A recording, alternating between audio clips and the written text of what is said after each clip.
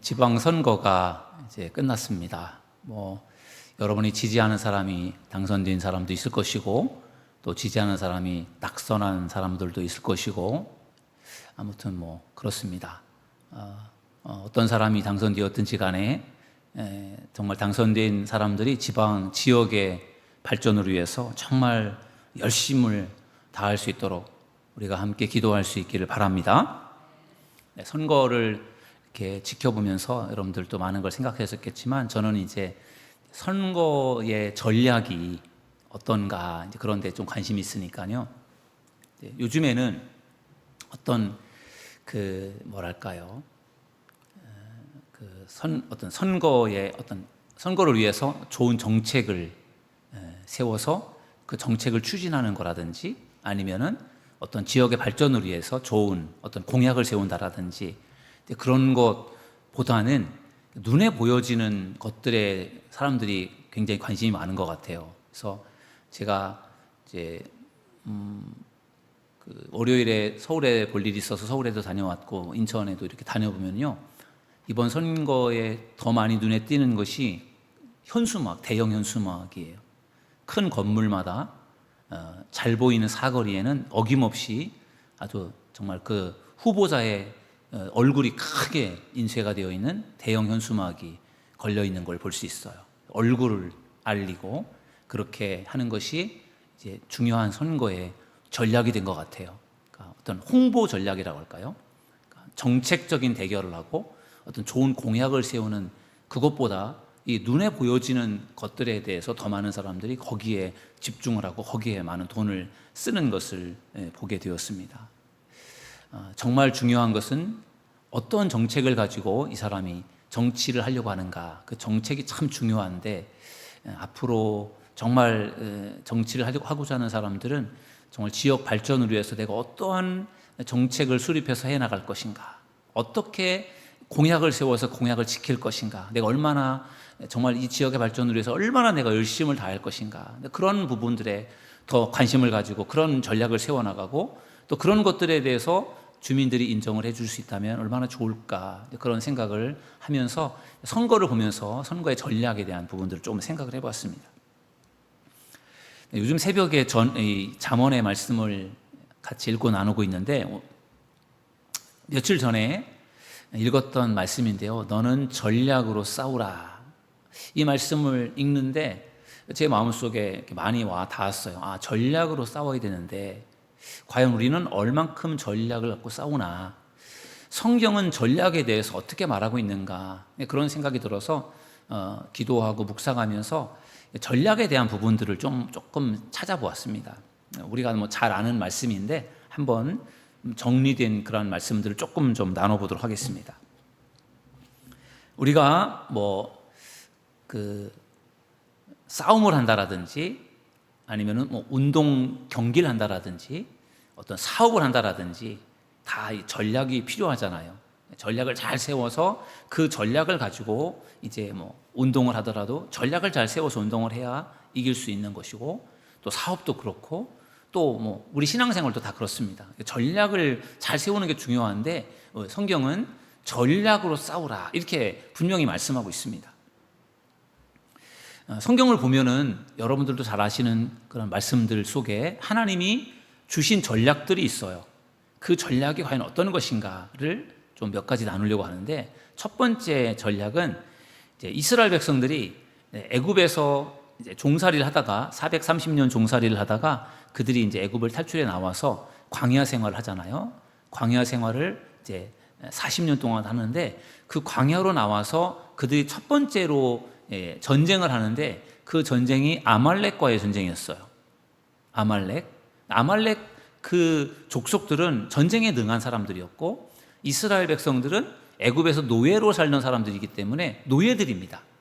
그러니까 아말렉 그 족속과 이스라엘 노예들과 싸우면은 사실은 상대가 안 됩니다. 아말렉이 강하죠. 그래서 하나님께서 아말렉이 쳐들어올 때 하나님께서 모세에게 이렇게 말씀하세요.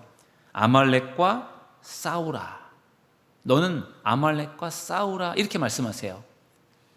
그러면서 하나님께서 구체적으로 어떻게 싸우라고 모세에게 말씀해 주시진 않았는데 모세가 싸우는 걸 보면은 하나님이 그렇게 전략을 주셨어요. 그게 뭐냐면은 여호수아는 이제 백성들을 이끌고 전방에 나가서 그 아말렉 족속과 싸우는 것이고, 모세는 아론과 홀을 데리고 산에 올라가서 기도를 하는 것이었습니다. 그 두 가지를 병행을 합니다. 그것이 하나님께서 아말렉과의 전쟁에서 주신 전략인 줄로 믿습니다. 싸움만 한 게 아니에요. 기도만 한 게 아니에요. 두 가지를 병행을 합니다. 그런데 놀라운 사실은 아말렉과 여호수아를 중심으로 한 이스라엘 백성들이 전쟁을 하는데 모세는 산 꼭대기에 있다 보니까 그 평야에서 싸우는 게 다 보이는 거예요. 근데 모세가 손을 들고 하나님 앞에 도와달라고 기도를 할 때 모세가 손을 들고 기도하면은 이스라엘이 승리를 거두게 됩니다. 근데 모세가 손을 들고 기도하다가 손이 너무 아파서 손을 내리고 기도를 멈추면 그때는 아말렉이 더 이기는 그런 일들을 계속 반복을 하게 되었어요. 그걸 지켜본 아론과 홀이 모세를 이제 바위에 앉히고, 그리고 그 양 옆에서 모세의 왼손과 오른손을 들고 같이 기도를 할 때 모세의 두 손이 내려오질 않았다. 성경은 그렇게 말합니다. 계속해서 같이 손을 들고 기도를 하니까 결국은 어떻게 되었죠? 이스라엘이 아말렉을 물리치고 승리하게 된 줄로 믿습니다. 여호수아는 아무것도 몰라요. 여호수아는 자기가 잘 싸워서 이긴 줄 알죠. 그래서 하나님께서 모세에게 이 전투에서 승리하게 된 이유가 무엇인지를 여호수아에게 알려주라고 그렇게 말씀하셨어요. 여호수아가 교만하지 않도록. 아말렉과의 전쟁에서 이스라엘이 승리할 수 있었던 중요한 승리의 비결, 승리의 전략은 기도인 줄로 믿습니다. 그런데 기도만 한 게 아니라 기도도 했고 가서 싸우기도 했습니다. 어떻게 보면은 싸운다라고 하는 것은 인간의 노력인 것이고 기도라고 하는 것은 하나님의 도움을 구하는 것입니다. 우리가 이 세상을 살아갈 때 어떠한 곳에서든지, 직장에서든지 사업을 위해서든지 신앙생활에서든지 저는 모든 분야에 다 적용되는 원칙이라고 생각을 해요. 내가 열심히 노력을 해야 됩니다. 그리고 열심히 하나님의 은혜를 구하며 기도해야 될 줄로 믿습니다. 기도만 하면 다 될 줄로 생각하고 기도만 하는 사람들이 있어요. 열심히 노력만 하면 되는 줄 알고 열심히 노력하는 사람이 있어요. 그런데 성경은 두 가지를 병행할 것을 우리에게 가르쳐주고 있습니다. 하나님께서 모세에게 주신 전략은 열심히 싸우되 기도하라는 것이었어요. 우리가 이 땅 가운데 살아갈 때에 열심히 우리에게 주어진 힘과 건강과 능력을 가지고 열심히 싸우고 열심히 노력하는 여러분들이 되기를 주님의 이름으로 축원합니다. 그러나 그것으로는 승리할 수 없어요. 하나님 앞에 하나님의 은혜를 구하고 하나님의 도움을 구하면서 열심히 기도하는 여러분들이 되시기를 주님의 이름으로 축원합니다. 학생들도 그렇습니다. 열심히 공부를 하면 그것이 다가 아니에요. 그렇다고 해서 공부 안 하고 기도만 하는 것도 그것도 옳지 못한 일이에요. 열심히 공부도 해야 되고 기도도 열심히 해야 될 줄로 믿습니다. 제가 간증을 가끔 하는 것 중에 제가 장교로 가고 싶어서 제가 만사 다 제껴놓고 교회 일도 그만두고 그리고 학교도 휴학하고 그리고 제가 시험에 매달려서 공부를 했어요. 정말 열심히 공부를 했어요. 근데 2번이나 떨어졌어요. 정말 한다고 했는데 열심히 했는데 떨어지더라고요. 그때 제가 깨달은 게 있는데 내 실력으로는 안 되는구나. 하나님이 도와주셔야 되는구나. 그 생각이 들었어요. 그래서 그 이후로는 열심히 공부도 했지만 열심히 기도도 했어요. 그리고 나서 하나님께서 합격하게 해주시더라고요. 저는 누구보다도 저의 실력을 알잖아요. 제 실력으로 합격한 게 아니에요. 하나님이 붙여주신 줄로 믿습니다. 정말래요. 제가 실력이 좋아서 합격한 게 아니고 제가 간절히 원하니까 하나님이 합격을 시켜주신 거예요. 그래서 저는 진짜 하나님이 붙여주셨구나라는 걸 누구보다 제가 알죠.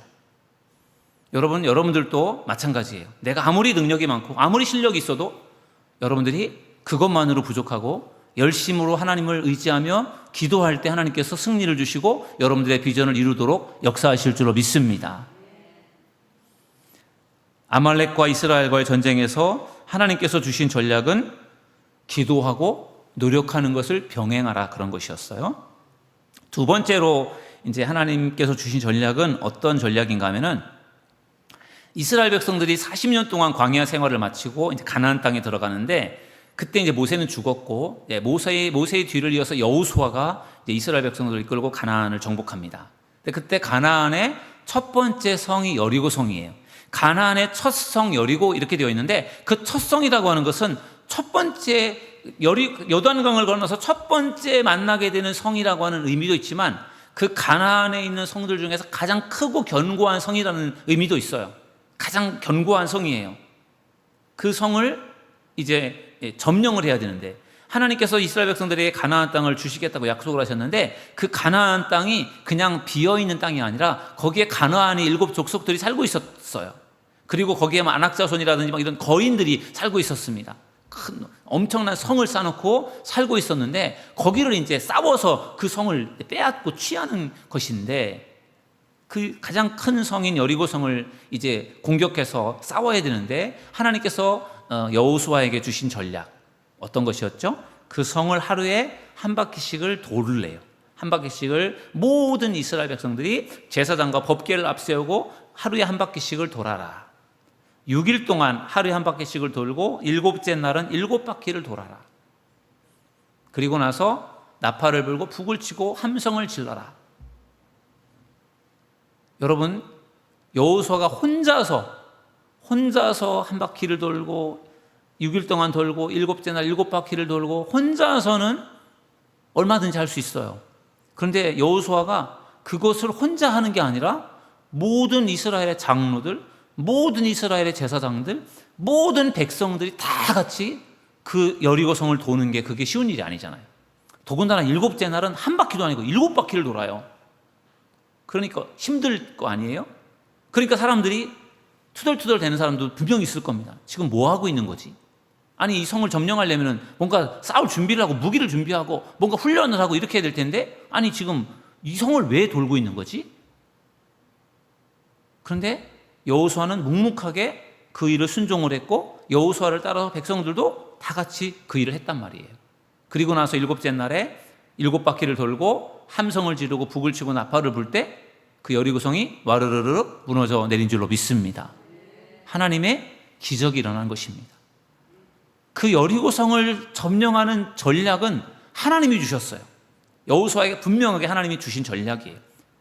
어떻게 보면 그것은 전략 같지도 않은 이상한 전략인데 그런데 여호수아가 순종을 했고 모든 백성들이 순종할 때 그 성이 무너져 내리고 그리고 이스라엘이 승리하게 된 줄로 믿습니다.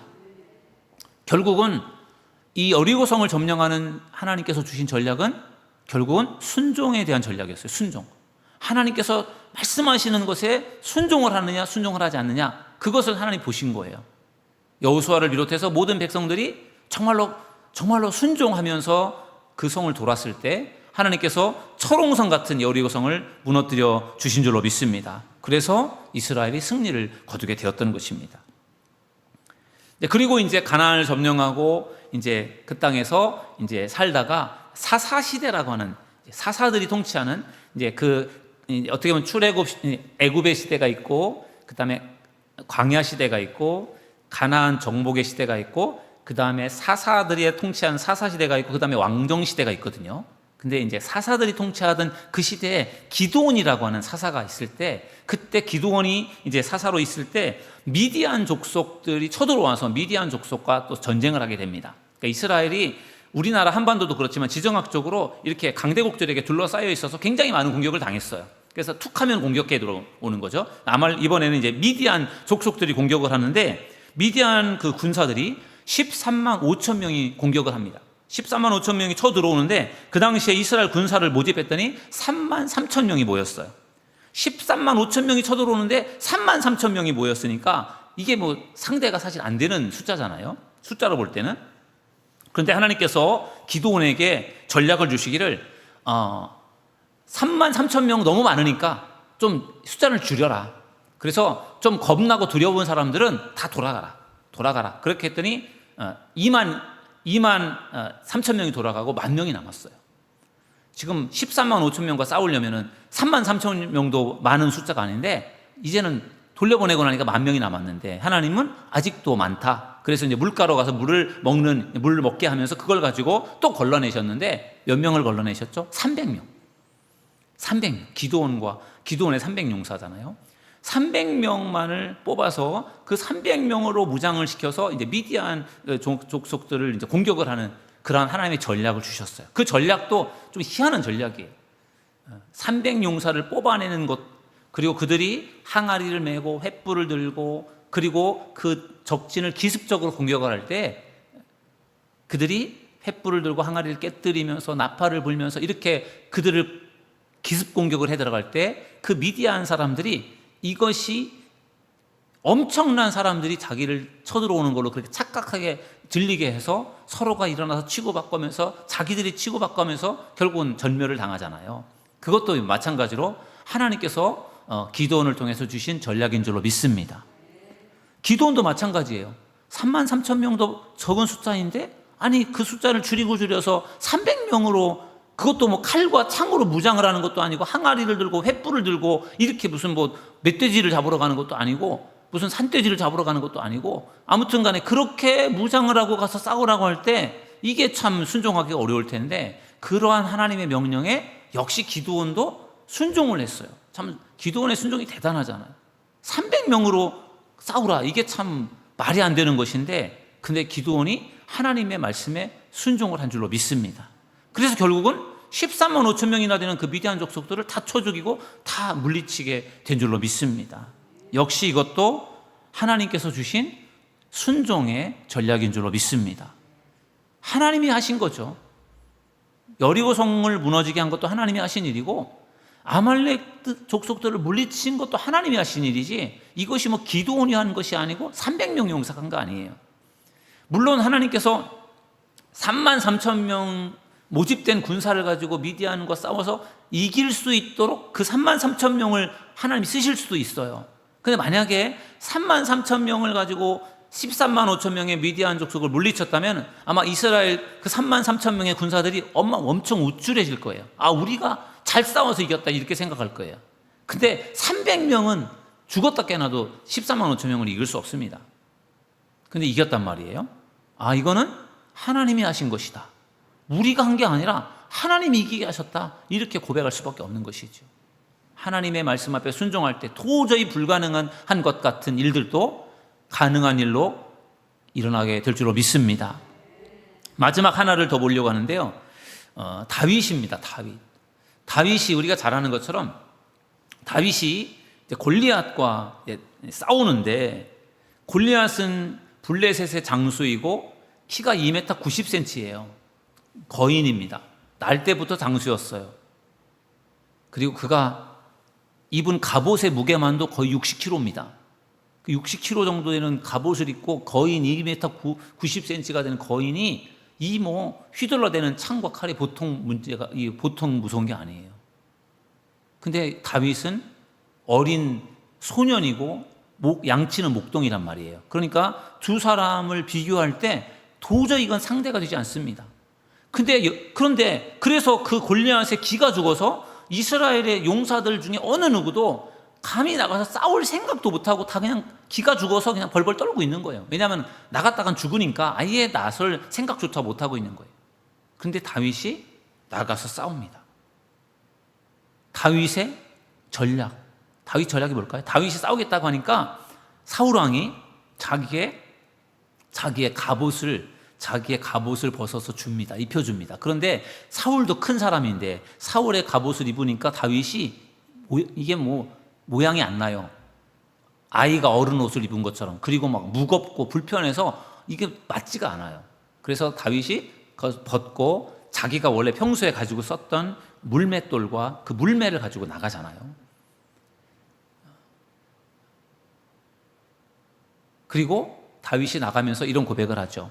골리앗을 향해서 이렇게 외칩니다. 너는 칼과 단창으로 내게 나오지만 나는 누구의 이름으로? 만군의 하나님 여호와 이름으로 나간다. 내게 간다. 이렇게 말씀하고 그렇게 말하고 외치면서 그 물맷돌을 던졌잖아요. 그때 물맷돌이 휙 날아가서 그 골리앗의 여기 이마에 빵 맞았단 말이에요.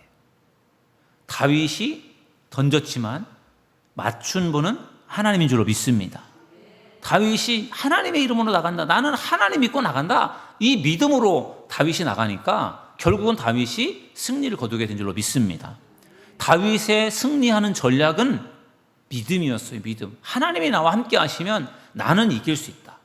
나는 두렵지 않고 나는 반드시 너를 이길 수 있다. 이 믿음으로 다윗이 나갔을 때 다윗이 승리하게 된 줄로 믿습니다. 그게 다윗의 전략이었어요. 조약돌 5개를 주어서 그 물매를 가지고 그것으로 공격하는 것, 그게 다윗의 전략이에요. 골리앗이 생각할 때는 정말 말도 안 되는 전략이고 말도 안 되는 그러한 일이지만 거기에 다윗이 하나님이 함께 하신다는 믿음을 가지고 있을 때 정말 하나님이 함께 하셔서 그걸 통해서 골리앗을 물리치게 된 줄로 믿습니다. 이것이 하나님의 전략인 줄로 믿습니다. 인간으로 생각할 때는 정말 형편없어 보이고 말도 안 되는 그런 전략처럼 보일지 몰라도 하나님이 주신 전략은 가장 최고의 전략임을 믿으시기를 주님의 이름으로 축원합니다. 그래서 하나님을 믿고 의지하는 다윗이 결국은 승리를 거두게 된 것입니다. 오늘 전략으로 싸우라. 오늘 잠언 24장 6절 말씀을 여러분의 마음에 깊이 새기시면 좋겠어요. 여러분들이 일터에서, 사업장에서, 세상에서, 가정에서, 교회에서 여러분들이 많은 일들을 하면서 살아야 되잖아요. 너는 전략으로 싸우라. 우리가 정말 이 세상에서 살아가는 하루하루가 정말로 영적 전쟁이기도 하고 우리가 정말 열심히 살지 않으면 살 수가 없는 시대에 우리가 살고 있잖아요. 근데 하나님은 우리에게 뭐라고 말씀하시고 있느냐? 전략으로 싸우라는 거. 전략으로. 잘 계획을 세우고 전략을 잘 세워서 싸워야 이길 수 있지 그냥 아무 생각 없이 되는 대로 대충대충 그렇게 해가지고는 절대로 승리할 수 없다는 것입니다. 기도하고 노력하는 것을 병행하는 것이 하나님의 전략이었고 그리고 정말로 순종하는 것이 하나님의 전략이었고 믿음으로 나아가는 것이 그게 전략이었습니다. 우리 믿음의 사람들에게 여전히 지금도 필요한 것이 바로 이것인 줄로 믿습니다. 오늘의 말씀을 여러분의 마음에 깊이 새기셔서 앞으로 우리가 이 세상을 살아갈 때 더욱더 하나님이 주시는 전략을 가지고 악한 영들과의 싸움에서 승리하시고 여러분이 꿈꾸고 소망하는 비전을 이루시는 저와 여러분 모두가 되기를 주님의 이름으로 축원합니다.